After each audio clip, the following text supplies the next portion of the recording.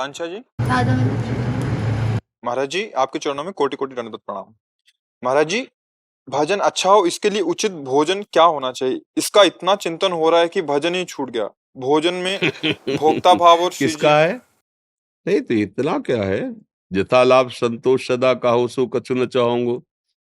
सात्विक भोजन, रोटी दाल सब्जी घी दूध, उसमें भी सात्विक, जैसे जो भोग पदार्थ बनते 56 प्रकार के भोग बनते, उनमें से उचित श्री जी को जो है उनको भोग लगाओ पाओ। बस हमको ये देखना है कि हम वैसा भोग श्री जी को लगावें जो रोज सहज में पच जाए और पाने के बाद हमारे अंदर कोई विपरीत वेदना ना पैदा हो और भजन में रुचि बढ़े। मानो हलवा है, अगर आप भर पेट पा लेते हैं तो पचने में परेशानी होगी और वो पौष्टिकता बढ़ाएगा। अब आपको अगर साधन में ब्रह्मचर्य में रहना है तो जरूरत है नहीं, फालतू में बोझा काहे को लाद रहे। हलवा है, थोड़ा पा लिया, अब क्या छोड़ दिया, नहीं पाया, तो वो आपको सपोर्ट देगा प्राणों को और ब्रह्मचर्य आपको पुष्ट रखेगा।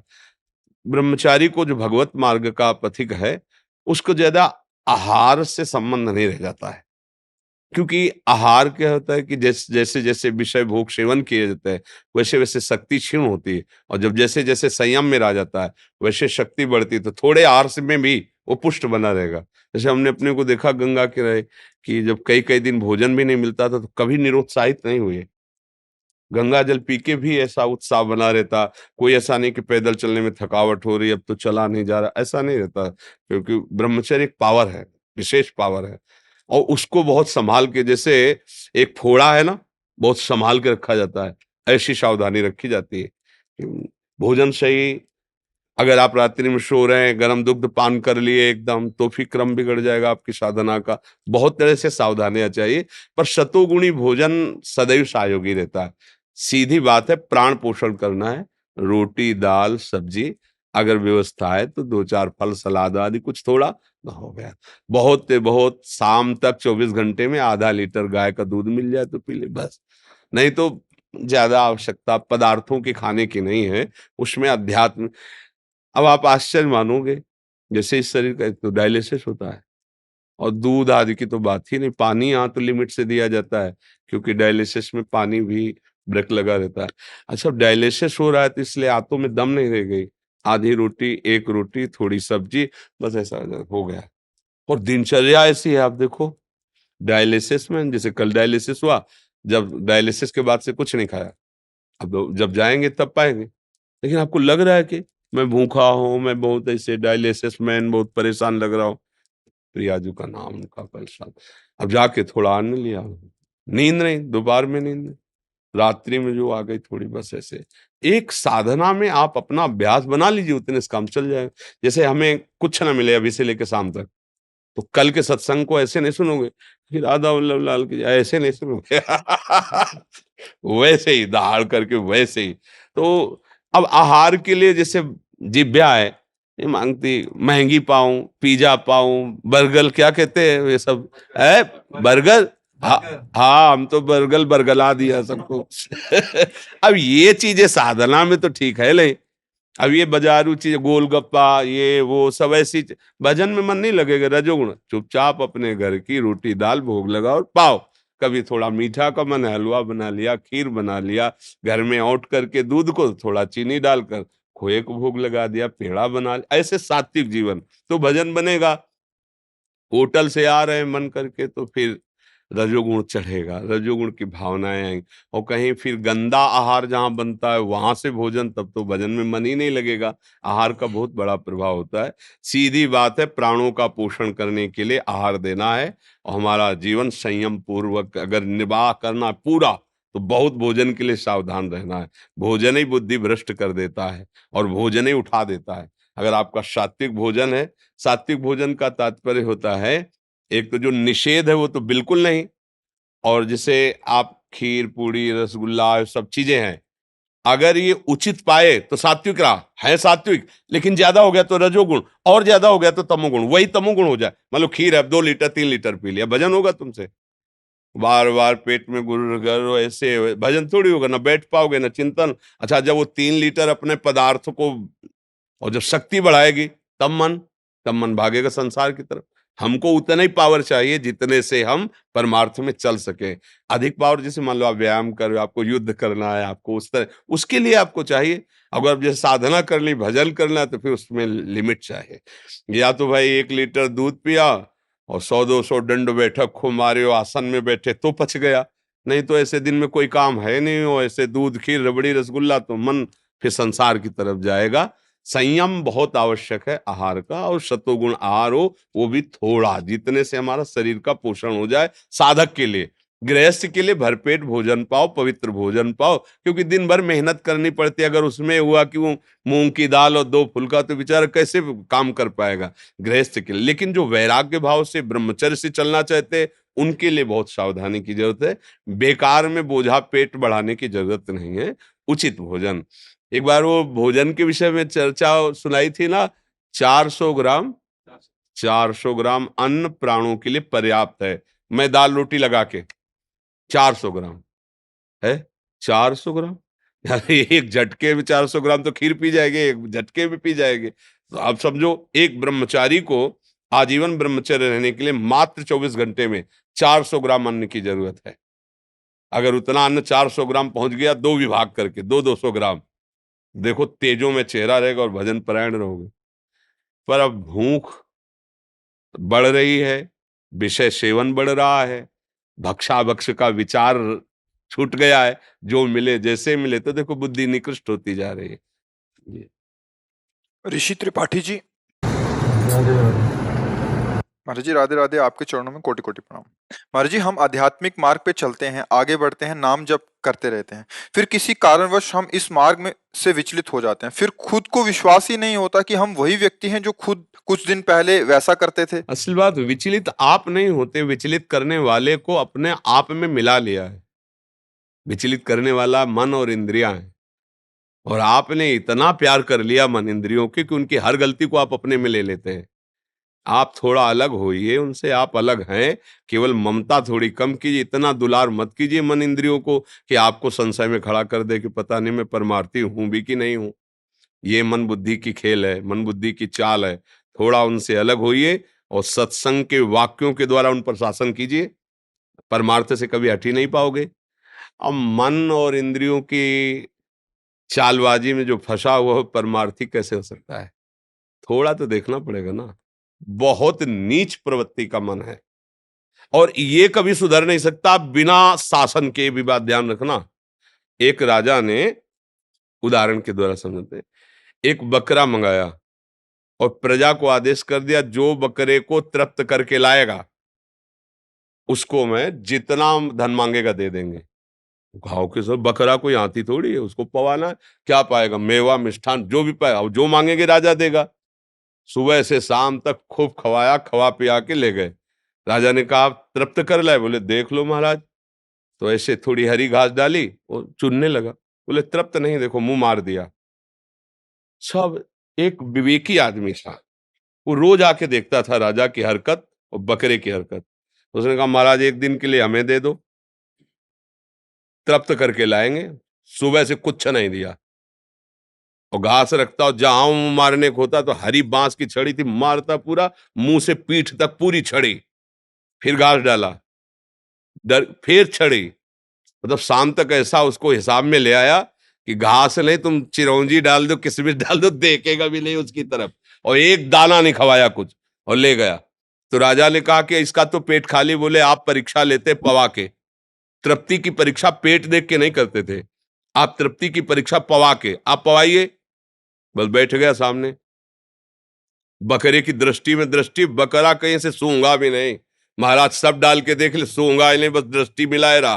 वो 50 पा चुका था ना छड़ी, अब हिम्मत नहीं थी कि मुंह मार ले। बोले, महाराज तृप्त हो गया ना? बोले, तृप्त कैसे हुए? तो भूखा है। बोले, भूखा जरूर, लेकिन मुंह नहीं मार सकता, क्योंकि हमने इसको दंड के द्वारा सुधारा है। ये मन दंड के द्वारा सुधरेगा। ये बकरे की तरह, चाहे जिसको आप जितना भोग दे दो, लेकिन जब भोग आएगा तो मुंह मारे बिना मानेगा नहीं। देखना इंद्रियों के न घोड़े भगे, रात दिन इनमें संयम के कोड़े लगे। सावधान, नहीं तो बाद में ये शिकायत कि हम परमार्थ पे चल नहीं पाते, मन हमको गिरा देता है। तुमको मन नहीं गिरा देता है, तुम मन का साथ करके गिर जाते हो। अगर तुम गिरना ना चाहो तो भला गिरा दे। देखो, जैसे कहा जाता है कि स्त्री के संग से मन में व्यथा आ जाती है या पुरुष के संग से मन में काम व्यथा आ जाती है। हमारी सयानी सयानी बहनें हमारे साथ खेलती हैं, घर में रहती हैं, क्या काम सताता है क्या उनको देख के? क्यों? मेरी बहन है, कभी आया ही नहीं ऐसा भाव कि स्त्री है, दीदी है, बड़ी बहन है या छोटी बहन है, कभी ये भाव ही नहीं आता। पर दूसरी को देखकर भाव आ जाता है। क्यों? क्योंकि वो दूसरा भाव हो गया, वहां तुमने काम भाव आरोपित किया। नहीं, मन कभी ऐसे थोड़ी चलता है। चाहे जितना सयाना भाई हो, बहन गले से लगे उसके मन में विकार आएगा क्या? नहीं आएगा। क्यों? भाव ही नहीं। भाव है मेरी बहन है, मेरा भैया है। मतलब आपने जब काम भाव के लिए छूट दी तो आपका मन गया। अगर आप काम भाव के लिए मन को छूट ना दे, पवित्र भाव रखे, तो पूरा चराचर जगत एक साथ बैठा हो तो भी विकार नहीं होगा। बात विवेक की है। आप देखो ना, वहां कोई काम विजयी थोड़ी है, लेकिन अपने माता बेटी बहनों के बीच में बैठकर कहीं उसकी काम वेदना जागृत होती है क्या? ऐसा अगर कोई बोल भी दे तो उसको लगेगा तुम ऐसा सोच कैसे लिए, ऐसा बोल कैसे दिए। लेकिन वो जितेंद्री नहीं है, वो कोई महात्मा नहीं है। एक भाव का फर्क है कि मेरी बेटी है, मेरी बहन है, मेरी माँ है, दोष भाव नहीं आया। तो अगर हम जगत में इसी भाव को और फैला लें, अपने घर से इसे और आगे बढ़ा लें, तो हमारे हृदय में मन को शासन करने वाली बात आ। लेकिन हम ऐसे नहीं हैं। हम अपना तो समझते हैं थोड़ा, और इसके बाद सब पराया समझने लगते हैं और मन को छूट दे देते हैं। वही मन फिर हमारी दुर्गति कर देता है। इसको शासन में लाना ही होगा। बिना शासन के राशन चाहे जितना इसको दे दो, मानने वाला नहीं। इसको बकरे की तरह हाँ चपत नहीं, नहीं तू जला ले कितना, नहीं ठीक होने लगेगा, देख लेना। समझ रहे हो ना किसका प्रश्न है? हाँ, ठीक होने लगेगा। अगर आप शासन नहीं करोगे तो 10 दिन 15 दिन 20 दिन जैसा अभ्यास किया है उसके बाद आपको गिरा देगा। 10 दिन चैन से चलेगा, फंसाएगा, ऐसा लगेगा शांत है, और जो उसका टाइम है उसके 1-2 दिन में, 24 घंटे में, 48 घंटे में आपको मार के गिरा देगा। उसका बहुत उसकी चाल समझना है। जहां 10 मान लो एक होता है, आपको समझ में आया आपकी उन्माद में चढ़ रहा है मन, तुरंत शासन में करो, भोजन कम करो, भजन बढ़ाओ, सत्संग सुनो, शास्त्र स्वाध्याय करो, उससे असंग रहो। अगर क्रॉस कर गए तो अगली बार बहुत कम झटका लगेगा, फिर और कम लगेगा, धीरे धीरे शांत हो जाता है। और अगर गिरा दिया तो फिर अगली बार और तुमको जलाएगा, और जलाता चला जाता है। फिर उपासक को लगता है कि अब यार 10 वर्ष से लड़ रहे हैं, उसी भोगों में फंसे, अब परमार्थ में कोई दम नहीं है क्या? फिर उसको अश्रद्धा होने लगती है। ठीक से चलो, कदम पे कदम मिला के चलो, मन के खिलाफ चलो। जो मन विषयों की तरफ ले जा रहा है, थोड़ा उसके, अब हम लोग मन के खिलाफ ही नहीं हो पाते हैं। इतना दम नहीं रह गया है कि मन की खिलाफत कर सके। तो उसके लिए दम है नाम बल, खूब नाम जप करो, सत्संग सुनो, शास्त्र स्वाध्याय करो। रेखा जी बनारस से। राधे राधे श्री हरिवंश। गुरुदेव भगवान, आपके चरणों में कोटि कोटि दंडवत प्रणाम। गुरुदेव भगवान, मेरे शरीर के पति 6 महीने पहले खत्म हो गए थे। 2 बच्चे हैं उनकी। महाराज जी बहुत चिंता सताती है, मन बहुत अशांत रहता है। महाराज जी कभी कभी लगता है कि राधा रानी की भक्ति ना छूट जाए, कहीं मैं भटक ना जाऊं, ऐसा लगता है। महाराज जी मुझे थोड़ा सा बल प्रदान कीजिए, मैं बहुत। नाम नाम नाम ही महाबल है। राधा राधा रटो। तुम्हारे 2 ही बच्चे हैं, प्रभु के अनंत बच्चे हैं। सब जीव जंतु पशु पक्षी सबका। कोई कोई 40-40 किलो मांस एक बार आहार करता है, भगवान का वो भी बच्चा भूखा नहीं रहता। मतलब जैसे पशु पक्षी है, ऐसे ऐसे। अब जैसे हाथी है, उसे मनों में चाहिए, कुंतलों में आहार चाहिए, लेकिन भगवान उसको भी भूखा नहीं देते, वो भी स्वस्थ रहता है। मांसाहारी पशुओं को मांस देते हैं, भगवान जिसको जो चाहे वो भोजन देते हैं। तो इसलिए हमें अपने बच्चों के लिए प्रयास करना है, पर दुखी नहीं होना है। उनका भी तो भाग्य है, भगवान उनके भी तो पिता हैं, उनकी रक्षा करेंगे। नाम जप करो और भगवान के भरोसे रहो, तभी मंगल। भगवान के भरोसे हो जाओ तो सब मंगल हो जाएगा। हम मान लो पति चल गए तो आप कब तक टिकेंगे? हो सकता है कि आप बच्चों की परवरिश लायक न रहे, फिर कौन करेगा? दुखी मत हो। सर्वलोक महेश्वर भगवान, एक बार सोझा जी का चरित्र हमने कई बार सुनाया है कि उनको गृहस्थी से वैराग्य हुआ। भक्त थे, ब्याह हुआ और नया बच्चा प्रकट हुआ जब, तो वैराग्य हुआ।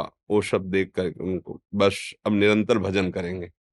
पत्नी से कहा कि धर्म कहता है कि जब वैराग्य की भावना हो तो पत्नी को सूचना देनी चाहिए। तो हम आपको सूचित करते हैं, हम कल सुबह 3 बजे घर से भाग जाएंगे। उसने कहा हम आपके साथ चलेंगे। बोले आपका धर्म है, आप चल सकते हो पर कुछ भी साथ लेके नहीं। जैसे हम कष्ट में जीवन व्यतीत करेंगे वैसे होगा। हाँ, चल पड़े। अंधेरा था। वो पीछे पीछे थोड़ा कदम, तो उन्होंने कहा कुछ लिए हो क्या पीछे? तो उनका पुत्र को ले, कहा था कुछ नहीं, पुत्र को क्यों लेके आई? नवजात बालक को गोदी में। उनका अब इसको कहाँ छोड़े? तो बहुत से कीड़े मकोड़े थे, बोले इनका भरण पोषण तुम कर रहे हो, भगवान कर रहा है। अगर हमारी आज्ञा मानते हो तो यही छोड़ दो, नहीं वापस लौट जाओ। तो पति प्रेमी थे, पुत्र को छोड़ दिया। अब भजन तो करते रहे, 10-12 वर्ष हो गए, पर माँ का हृदय बार बार प्रश्न करता कि क्या हुआ होगा मेरे बच्चे को। सोजा जी ने देखा कि इनकी मना स्थिति जो है, तो उनका चलो एक बार गांव चलते हैं। तो अपनी जन्मभूमि के दूर रुके। गांव के लोग आए तो बाल बढ़ गए थे, सहसा नहीं पहचान पाए। तो उन्होंने कहा कि तुम्हारे गांव में एक सोझा जी रहते थे, और जब वैराग्य से घर से निकले तो उनकी पत्नी पुत्र लेके निकली थी। तुम्हें पता है उस पुत्र का क्या हुआ? उनका हाँ हाँ, जेवी सोझा जी गए तो सोझा जी के मित्र थे राजा, उन्होंने अपने सैनिकों से खोज करवाई। तो जब खोज करवाई तो पुत्र मिल गया। तो उन्होंने कहा उनका नवजात शिशु है, तो बोले वो वैराग्य में इनको भी छोड़ के चले गए, अब हमारे तो पुत्र है नहीं, तो सोजा जी का पुत्र हम अपना पुत्र मान लेते। बोले वो युवराज है, 12 वर्ष का है युवराज। बोले अच्छा तो मान। पत्नी इसका समझे, अगर हम रहते तो उसे ये नहीं बना पाते। भगवान के सारे छोड़ दिया, वो निकले और सैनिक आ गए उठा के, राजकुमार पदवी पे अर्थात आगे चलकर राजा बनेगा। भगवान के भरोसे हो जाओ, वो अनंत ब्रह्मांडों का भरण पोषण करे। हम लोग तो जीव हैं, अपने लोग थोड़ा अज्ञान से युक्त है कि हम नहीं कमाएंगे तो कैसे चलेगा, हमेशा अरे भगवान सबका भरण पोषण करते हैं, उन पशु पक्षियों का करते हैं। देखो जिनके इतने बड़े बड़े पेट हैं, आहार हैं, और कितने सुंदर सुंदर पक्षी है।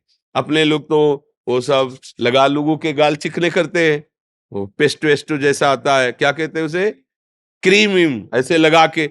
और पशुओं को, पक्षियों को देखो एकदम ऐसे नीला लाल, ऐसे कितने रंग बिरंगे पक्षी, कैसा भगवान श्रृंगार किए हुए। भगवान के भरोसे रहो, भगवान का आश्रय ले लो, सुखी हो जाओगे। बात अंदर से मान लो, ये दुख नहीं होगा। हम लोग कब तक ये नाशवान शरीर है। मान लो अभी आपका, फिर बच्चों का क्या होगा? आप निश्चिंत रहो, वो भगवान है, वो आज तक कभी ऐसा नहीं हुआ, वो अनाथों का नाथ है। आप जितना सुख नहीं पहुंचा सकते उतना वो सुख पहुंचाते हैं। और जब तक अहंकार रहता है तब तक लगता है कि मैं कर रहा हूं, जब अहंकार गलित हो जाता है तो दिखाई देता है कि वही विश्व ब्रह्मांड में उसी का सारा खेल चल रहा है। केवल हम अज्ञान से समझते हैं कि अगर हम अपने परिवार का भरण पोषण न करें तो परिवार मर जाएगा, लेकिन जब वो मर जाता है तो अच्छे से परिवार का भरण पोषण होता है, थोड़े दिन शोक रहता है, फिर वैसे ही सब। तो इसलिए सावधान रहो, नाम जप करो, भगवद आश्रित रहो, भगवान सबका भरण पोषण करते हैं, तुम्हारे बच्चे का भी भरण पोषण वही करेंगे। अंतरा जी, राधे राधे। राधे राधे महाराज जी, आपके चरणों में कोटि कोटि प्रणाम। महाराज जी, हम भक्ति मार्ग में चलने की कोशिश कर रहे हैं श्री जी की कृपा से। महाराज जी, भजन क्या है, भजन का स्वरूप क्या है, भजन हो रहा है कैसे पता चलेगा, अगर भजन हो रहा है तो उन्नति हो रही है तो कैसे पता लगेगा? भजन भजन का स्वरूप है तदर्पिता अखिलाचारिता तद्स्मरणेन परम व्याकुलते।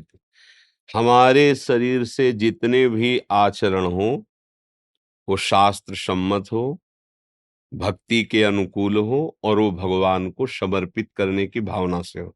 और हर समय हम प्रभु का नाम चिंतन कर रहे हैं, कभी नाम कीर्तन कर रहे हैं, कभी हम उनकी कथा सुन रहे हैं, कभी हम उनकी कथा गा रहे हैं, कभी उनकी सेवा में हैं, कभी व्यवहार में है, तो व्यवहार के जितने भी कर्म हैं वो सब प्रभु को समर्पित कर दें।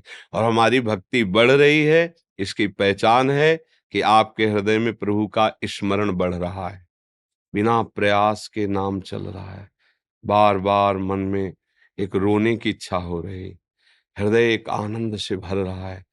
अब फिर धीरे धीरे ऐसा लगने लगा कब प्रभु मिलेंगे, फिर धीरे धीरे मधुर झांकी आने लगी, अब उनके बिना जिया नहीं जा, बस यही प्रेम तक पहुंचा था। पहले हमारा आचरण पवित्र हो और हर आचरण प्रभु को समर्पित हो, और हमारा ये क्रम अभ्यास का चलता रहे, कभी लीला गायन, कभी लीला श्रवण, कभी नाम कीर्तन, कभी नाम जप, कभी ठाकुर सेवा, कभी संत संग। ये अभ्यास भजन का है। भजन करते करते ऐसा अभ्यास हो जाए कि हमारा मन प्रभु का कभी भी विस्मरण ना करे, तो जाने भक्ति आ गई है। अभ्यास योग युक्तेन चेतसा नान्यगामिना। हमारा चित्त कहीं जाता ही नहीं प्रभु के सिवा, तो समझ ले हमारे हृदय में भक्ति आ गई। समझ पा रहे जी? महर्षि, पहले अज्ञानतावश आपने हाथ में ना जय श्री राम जी का टैटू बना लिया था महाराज जी। महाराज जी अभी राधा रानी की चरणों की सेवा में है महाराज जी, अभी इसका क्या कर सकते हैं महाराज जी? बहुत सारे ऐसे प्रश्न आते हैं। वैसे हाँ, मतलब अल्पज्ञता के कारण ऐसा कर लिया जाता है, ऐसा नहीं करना चाहिए। क्योंकि जैसे यहाँ कर लिया या यहाँ कर लिया, तो जब हम धोएंगे तो वो नाम से युक्त जल हमारे पैरों में जाएगा, बाथरूम में जाएगा। प्रभु का परम पावन नाम है, हमारा आराध्य देव। हम उसको जितना सम्मानित करेंगे, उतना ही हमारे अंदर उसका प्रभाव होगा। देखो, नाम सेवा ही तो विराजमान किए सिंहासन में। अब वही नाम आप गाड़ी में लिख लिए, वही नाम आप ऐसे कुछ कर लिए। कुछ लोग तो दोनों हाथों में जैसे गए, मेहंदी लगवाए और राधा राधा लिख लिया, अब वो मिट रहा है नहीं। अब इन्हीं हाथों से आप शौच क्रिया पवित्रता करेंगे तो कितना अपराध बनता है, पर अज्ञान के कारण समझ में नहीं आता। अब जो हो गया सो हो गया, अब लो नशानी अब ना नशे हो, अब सावधान हो जाओ। अब जो हो गया है सो हो गया है, तो भाव से चलो। वैसे किसी को भी, जैसे नाम लिखा हुआ दुपट्टा है तो ओढ़ ली, पर उसको अपने बाथरूम में नहीं धोएंगे। जब धोएंगे तो गंगा या यमुना में धोएंगे। जैसे लोग है ना, राधा नाम ऐसे छपा हुआ, ऐसे शर्ट आदि ऐसे पहन लेते हैं, उसकी महिमा नहीं जानते। गाड़ी में लिख लिए श्री हरिवंश राधा राधा, और पानी मारा और सब पैरों के नीचे जाए। ये वही नाम है जो हमें भगवत प्राप्ति कराएगा। ये वही नाम है जो हमारे अंदर के हृदय गुफा में विराजमान। हम ऐसे अगर भक्ति, मान लो पीछे उसके लिख दिया राधा, अब ऐसे पैर करके मोटरसाइकिल में चढ़ रहे हैं, पूरा पैर उस राधा, तो कहाँ ज्ञान है, कहाँ विवेक है? बहुत सावधान। हम मतलब नाम को जितना आदर करेंगे, जितना प्यार करेंगे, उतने ही नाम हमारे हृदय में प्रकाशित होगा। और साधारण सी अपनी बिक्री के लिए हमारा व्यापार बढ़े, उसमें नाम लिख दिया, भगवान नाम लिख दिया, और किया खाया फेंक दिया। अब वो नाम लिखा हुआ पड़ा है, अब हमारे आराध्य देव के नाम है, उनमें पैर पड़ रहा है, अनजाने में सब सुकृत नष्ट हो रहे हैं। तो ऐसे बहुत बड़ी हानि होती है। मुझे लगता है कि अगर कोई ऐसा हो विधान तो मिट जाता हो तो बात अलग है, नहीं तो फिर बना रहने दे। जैसा अज्ञान में हो गया तो हो गया है। भजन करो, भजन के अंदर ही अंदर नाम को छापो। अंदर ये गाड़ी में लिखना, इससे कोई भक्ति थोड़ी कहलाओगे। मान लो गाड़ी में आपने जय श्री राधे, इससे भक्त कहलाओगे? भक्त तो यहाँ से होगा।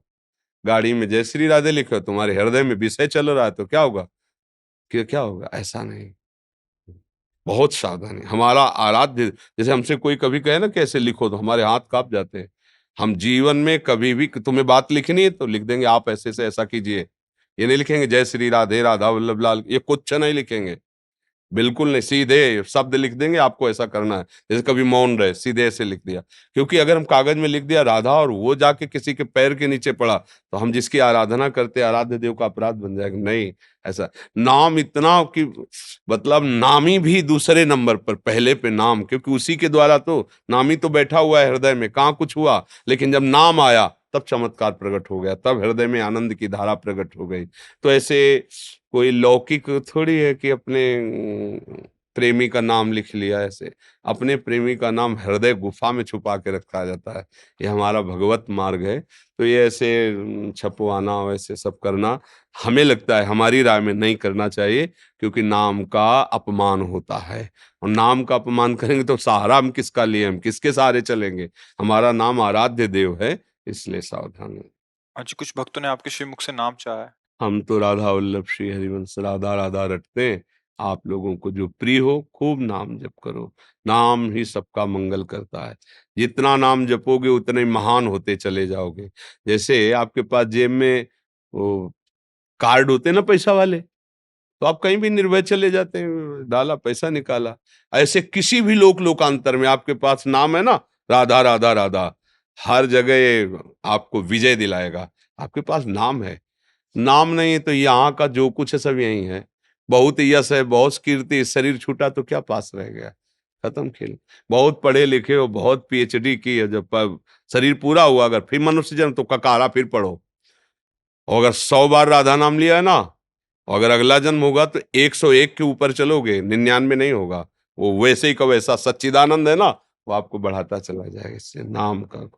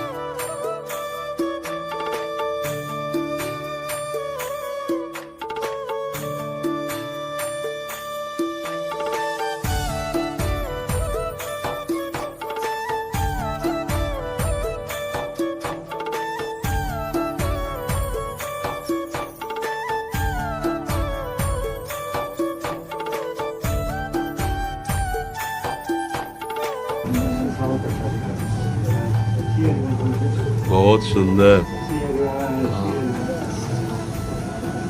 अभिषेक कर लेना, इनसे पूछ लेना दूध दही आदि से। बहुत सुंदर। जय जय जय जय। बहुत सुंदर।